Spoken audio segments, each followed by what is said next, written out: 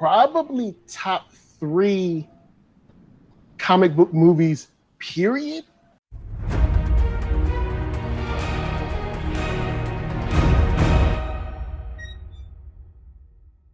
What's up, Story Geeks? It's Jay Sherer, author of the time travel novel Time Slingers, back behind me on the wall there, and Death of a Bounty Hunter as well. You should go check those out, by the way, on Amazon. Check that out. Anyways, today's video is going to be about Into the Spider-Verse. It's been about 2 years since Into the Spider-Verse came out. Does it hold up?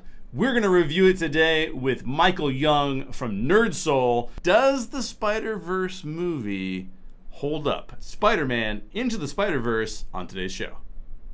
So it's been a couple years since Spider-Man Into the Spider-Verse came out, and I'm just curious, in 2020, what is Michael Young's review of this film? 5-star review, probably top 3 comic book movies, period. Yeah. Best animated film out of Sony, easily. Yes. And maybe top animated film of that year. And maybe the year before and after it. Now, I know after, I believe we had Toy Story 4 the very next year, or I might be off in my year, but the way they used creativity in the animation alone, from traditional to cell shaded, to the way they did like the cross hatching for the shading, there's more creativity in this movie artistically than there are in probably 5 to 10 years of animated films. Yes.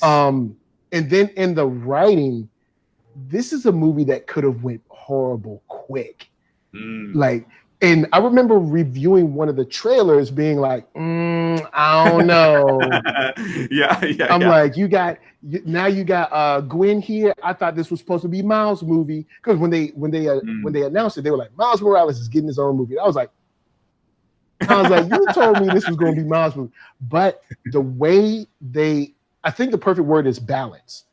They were able to handle a multiversal introduction without seeming wordy, without seeming way too heady for like maybe kids or something, and while also continuing the story moving. They never like stopped and was like, okay, everybody sit down for 20 minutes. This is the multiverse. You're right.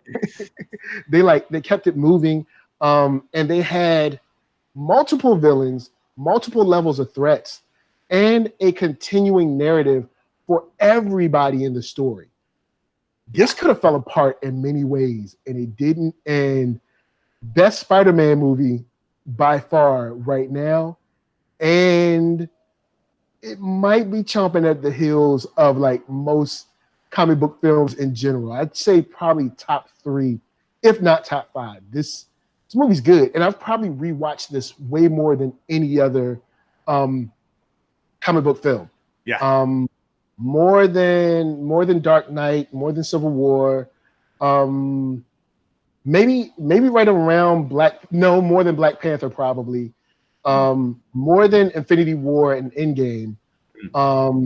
Now there might be some slights because I will go back and watch a certain scene. But as far as end to end, this movie definitely the most. Yeah, I could not agree with you more. I think I said something pretty controversial on the podcast because some of my guests came back at me. But I said I prefer this film to most MCU films, which I know is like heresy. It's so good. I agree. Yeah, because the replay value is so high on this. Yes, it's so high. And not saying that I haven't rewatched MCU films, right? But this one by far I've watched more. And for passively and actively. So easily by far. I got love for MCU, but this one, and it's weird to say Sony Animation, but exactly. They knocked this one out the park. Well, and they do something that that the MCU distinctly does not do in most of its films. They did it with Ragnarok. They did it with Guardians of the Galaxy, in my opinion. But the MCU tends to play it safe. They take a formula that they know works, and then they repeat that formula over and over and over again. But what Sony is giving us here is like a breakdown of almost every formula you could use. Obviously, there's some tropes that are worked in, but even when there's a quote unquote trope, it's a different style. It's a different take. Yeah, they like tweak it a little bit. Yeah. So I think that from a storyteller's standpoint, that is like music to my ears. It's like that's what when you said it's a perfect film, I'm like, yeah, it's a perfect film. Yeah. It's amazing. Like I couldn't even like. I mean, I could probably nitpick if I tried hard, but I would have to try hard. Yeah. There's not a boring moment in this movie for me. The music, the animation, the voice acting, the direction. This is one of those times when like lightning in a bottle. Yeah. Like this is one of those times where like everything worked. Yeah, totally. And it's just so good. So we're on the same page. That's it for today's show. If you liked today's video, please hit that like button for me. If you have any questions for us, leave those questions in the comments down below. Maybe you have an opinion. How do you feel about the Spider-Verse? Leave us a comment. And don't forget to subscribe to this channel. Thanks for watching.